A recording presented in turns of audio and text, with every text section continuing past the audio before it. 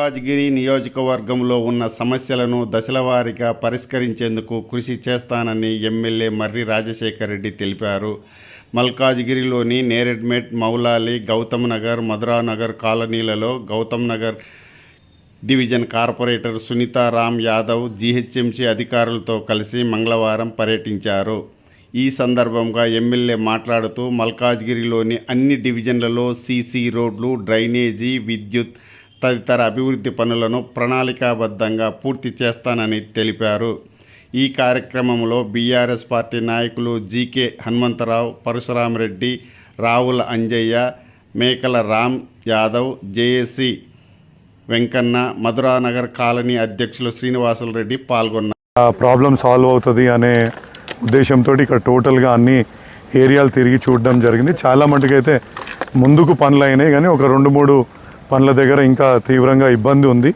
వాటిని అడ్రస్ చేయడానికి అధికారుల హెల్ప్ తీసుకొని వాళ్ళు ఒక సొల్యూషన్ తోటి వస్తూ అంటున్నారు. సో ఒక 2 ఇండ్ల మధ్యలోకించి ఆ నీళ్ళని పాస్ చేయాల్సిన అవసరం ఉంది వాళ్ళకు. సో ఆ ఇంజనీరింగ్ ఒక ఆస్పెక్ట్. అదేవిధంగా రైల్వే వాళ్ళతో మాట్లాడి ఒక పాత డ్రైన్ని పునరుద్ధరించగలిగితే వాటర్ డిస్ట్రిబ్యూట్ కూడా, అంటే డ్రైన్ వాటర్ డిస్ట్రిబ్యూట్ కూడా అవుతుందని అనుకుంటున్నాము. ఇవన్నిటి మీద స్టడీ చేయడానికి లౌక్య మేడం, దివ్య మేడం ఒప్పుకున్నారు.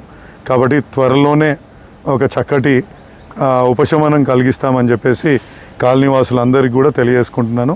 అదేవిధంగా చిన్మయ్ మార్గ్లో ఇది 60 ఫీట్ల రోడ్ అని అప్పుడు మన హెచ్ఎండిఏ టౌన్ ప్లానింగ్లో ఉంది. కాబట్టి దానిపైన కూడా అధికారుల దృష్టికి, ముఖ్యమంత్రి దృష్టికి, అసెంబ్లీలో కూడా చెప్పడం జరిగింది.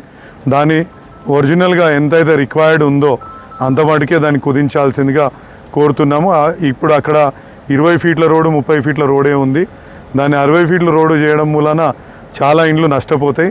అది ఇంకోటి ఎక్కడ త్రూ ఫేర్ కాదు, అంటే వేరే ఒక మేజర్ ఏరియాకి పోయే రోడ్డు కూడా కాదు, అది కాలనీల మధ్యలో తిరిగే రోడ్డు. కాబట్టి దాన్ని కూడా సరి చేసుకోవాల్సిన అవసరం ఉంది.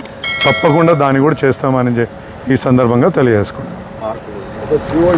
ఇంకోటి ఒక పార్కు మన విజాల్గూడ వెల్ఫేర్ అసోసియేషన్కి సంబంధించిన వెంకటేశ్వర నగర్, మళ్ళీ ఆ పార్క్ కూడా ఉంది 270 గజాల్లో.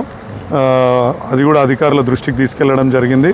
వాళ్ళు అక్కడ పిల్లల ప్లే ఎక్విప్మెంట్ కానీ, పెద్దలు ఎక్సర్సైజ్ చేసుకునే డే టైం ఉన్న జిమ్స్ కానీ, అంటే ఓపెన్ జిమ్స్ కానీ పెట్టడానికి వాళ్ళు ఒక ప్రపోజల్ పంపిస్తా అన్నారు. అదేవిధంగా హార్టికల్చర్ వాళ్ళు కూడా దాన్ని ఎంతవరకు క్లీన్ చేసి గ్రీనరీ పెట్టడానికి కూడా వాళ్ళకు కూడా ఒక ప్రపోజల్ పంపించడం జరిగింది. త్వరలోనే ఈ పనులు చేపడతామని చెప్పేసి కూడా వాళ్ళు చెప్పడం సంతోషంగా ఉంది.